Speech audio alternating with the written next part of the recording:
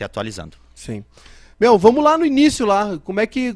É uma curiosidade que eu tenho, assim, tua primeira lembrança com bola, com futebol, assim, teu pai, né? Obviamente. O pai, em 1986, o pai foi campeão paulista da Inter de Limeira, campeão paulista. Ele era histórico, né? capitão da equipe.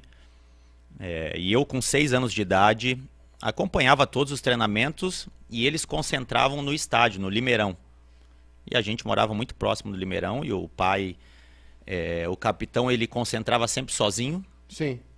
E tinha esse privilégio. Tinha esse privilégio e eu acabava sempre indo concentrar com ele. Já tinha essa doutrina com 6 anos de idade, sabia que não podia estar incomodando ele, para ele poder dormir, descansar, fazia as refeições, participava dia a dia dos vestiários. Essa é a parte mais, eu acho que, a percepção que eu tenho, tá? Porque eu vejo assim, às vezes o cara para de jogar e aí vai numa função administrativa ou vira treinador. Eu acho que essa, não sei se tu pode, se tu concorda ou não, mas eu acho que essa é a parte que mais, claro, além de estar dentro de campo, mas essa é a parte que deve fazer mais falta, né? Apesar de ser uma porcaria, às vezes tu concentrar 3 dias, 2 dias, mas, porra, tá no hotel com a galera, e o deslocamento, e vestiário, o vestiário tem essa coisa fechada, né? Eu acho que é uma das instituições mais respeitadas, muito pouco vaza de vestiário mesmo, né? Não sei se é isso que o cara sente mais falta, como é que foi pra ti, assim, esse desapego? Eu acho que sim, o Maiká, porque logo quando eu encerrei, e o Falcão usou uma frase que é marcada até hoje, né? Que o jogador de futebol, ele morre 2 vezes, né? Na sua vida normal e quando você para de jogar futebol, né? Porque é uma carreira toda dedicada ao futebol.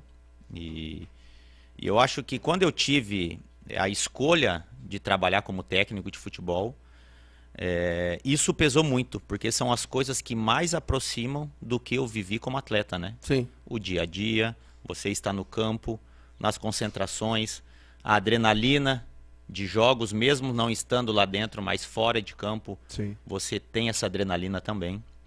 Então isso me cativou muito, né? É um vício, né? Em busca disso. Vicia, né? Cachaça, Essa né? adrenalina vicia, né? Demais. E isso é uma coisa que, a partir do momento que você não tem mais isso como atleta, os atletas acabam tomando essa decisão de parar, né?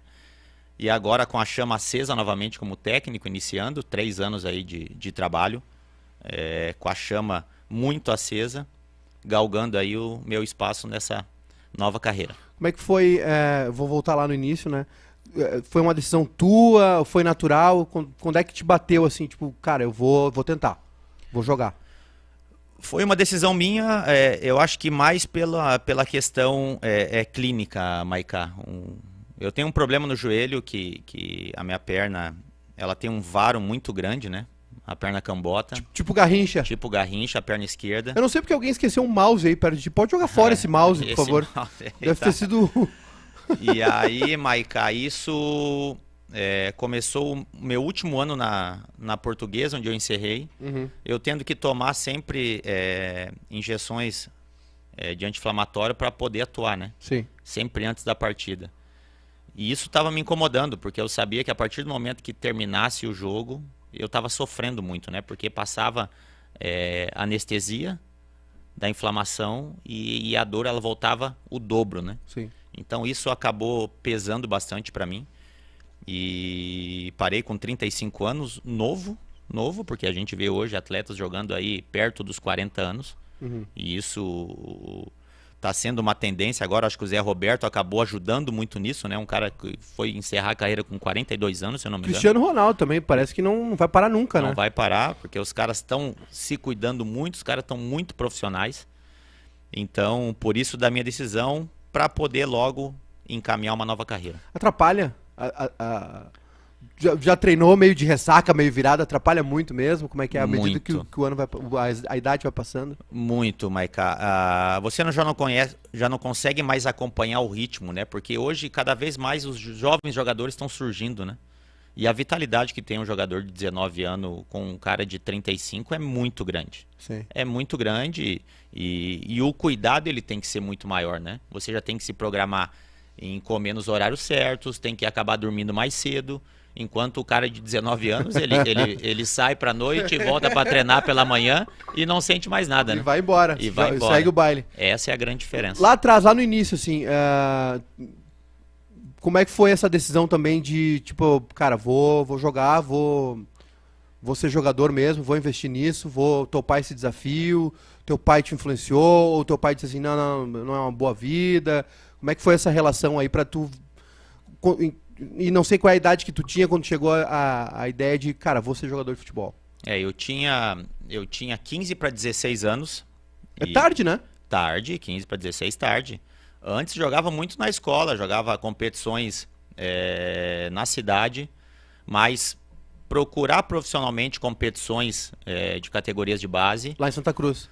Lá no Guarani de Venâncio Aires. Guarani de Venâncio. Guarani de Venâncio Aires. Acabei indo lá fazer um teste onde 2 amigos meus de Santa Cruz estavam jogando, no Sub-17, eu com 16 anos. Me convidaram. Pô, Fabiano, vamos fazer um teste lá no Guarani, os caras estão montando um time bacana. Era Fabiano ainda. Era Fabiano ainda. E aí, Maiká, fui sem falar por pai e pra mãe. Peguei um ônibus em Santa Cruz ali com os 2, fui lá fazer um teste. Mas eu esqueci que o técnico do time tinha jogado com o pai quando o pai encerrou no Guarani de Venâncio. Na hora ele ligou pro pai, avisou, olha, o menino veio aqui e tal, fazer um teste. Aí o pai me deu uma dura já e tal. Deu uma dura. Ele falou, eu falei, qualquer coisa eu te levo e tal. Eu falei, não. Por que tu não avisou? Não avisei, porque eu não queria ir com a sombra dele. Eu queria caminhar com as minhas pernas, né? Isso atrapalha bastante, a gente vê, né? Em Muito, diversos esportes, né? O filho, a muito. projeção do... A comparação, né? A comparação é muito difícil, então eu queria tirar isso, né? Então, quando o técnico ficou sabendo que eu era o filho do Bolívar, no treinamento, ele começou Bolivinha pra cá, Bolivinha pra lá, Bolivinha foi pegando, por isso que transformou o Bolívar. Então, com 16 anos no Guarani, foi quando acendeu essa chama que é isso aqui que eu quero pra minha vida. Antes disso, com 15 anos, trabalhei um ano de carteiro. Velho. Trabalhei de carteiro, menor aprendiz, trabalhei um ano de carteiro, tenho uma grande amizade com o pessoal dos Correios de Santa Cruz do Sul, disponei torneio com aquela turma toda, para depois seguir na carreira como... E tu começou na lateral já, na lateral direita? Na lateral direita. Comecei sempre como ali. Lateral direito, comecei ali, fazia por vezes um pouco mais à frente, mas aí eu falei, vamos ficar um pouquinho mais para trás ali de lateral, tinha as pernas largas, então tinha uma passada boa, para depois sim se tornar zagueiro. E a vinda para Porto Alegre? A vinda para Porto Alegre foi em 2003, onde eu fiz um campeonato gaúcho maravilhoso. No ano anterior, 2002, o Guarani de Venâncio Aires, para a gente só Mano, né? recapitular com o Mano, a gente jogou um primeiro turno, que era disputado, onde não participava Grêmio Internacional. A gente disputou o primeiro turno, ficou em último colocado no primeiro turno, se zerava o campeão do primeiro turno contra o campeão do segundo. O Mano Menezes chegou nesse intervalo de um turno para o outro, acabou comandando a nossa equipe. A gente foi campeão do segundo turno. Campeão anterior. Disputou com São Gabriel a final e foi campeão do interior.